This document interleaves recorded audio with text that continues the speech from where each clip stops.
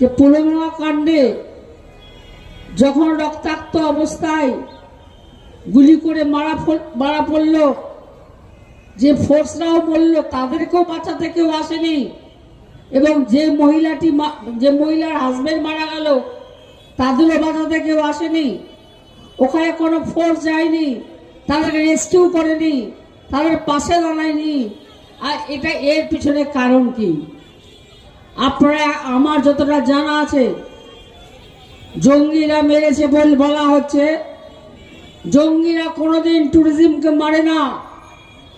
জঙ্গিরা সবসময় ট্যুরিজমকে রেসপেক্ট জানায়। তাহলে এই ট্যুরিজমগুলোকে মারলো কারা? এখন অব্দি তার তদন্ত পাবেন না। যেমন করে কি আমরা পহেলগাঁও 22শে এপ্রিল যে ঘটনাটা ঘটেছিল, সেখানেও রক্তাক্ত অবস্থায় তারা পড়েছিল, কিন্তু সেখানে কেউ এলো না। এই যে একটা মানুষকে রক্ষা করতে সাফিসিয়েন্ট সেদিনকার জন্য প্রতিদিন যত ফোর্স থাকে, সেই দিন তত ফোর্স ছিল না কেন? এই সব তদন্ত বিজেপি করবে, আর তদন্ত করে নিজেদের মধ্যে ঢেকে দেবে।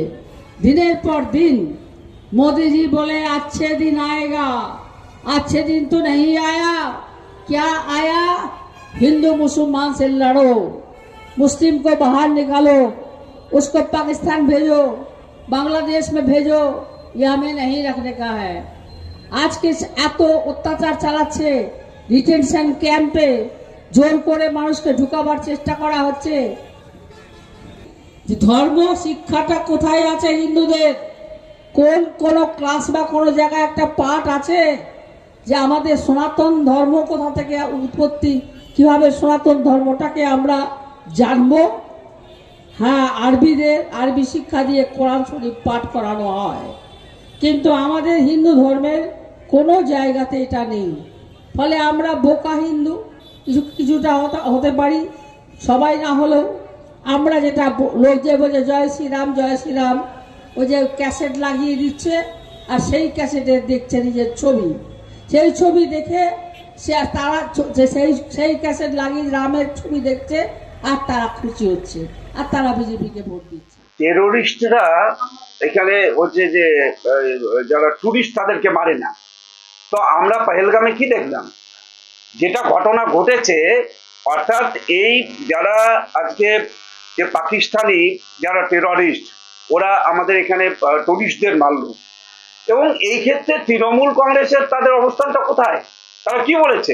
অর্থাৎ তৃণমূল কংগ্রেস তো চিরদিনই এরা হচ্ছে যে তুষ্টিকরণের রাজনীতি করেছে। এখানে বাংলাদেশি এবং এখান থেকে সমস্ত যারা সন্ত্রাসবাদী আর যারা হচ্ছে যে আমাদের যারা বাংলাদেশ থেকে আসা যে সমস্ত যারা যে রোহিঙ্গা, তাদের নিয়ে এখানে রাজনীতি করেছে। তাদেরকে নিয়ে তারা এখানে সরকারে আসার জন্য তাদেরকে ব্যবহার করেছে, ভোট করেছে। তাই তাদের মাথার মধ্যে তো ওটাই থাকবে।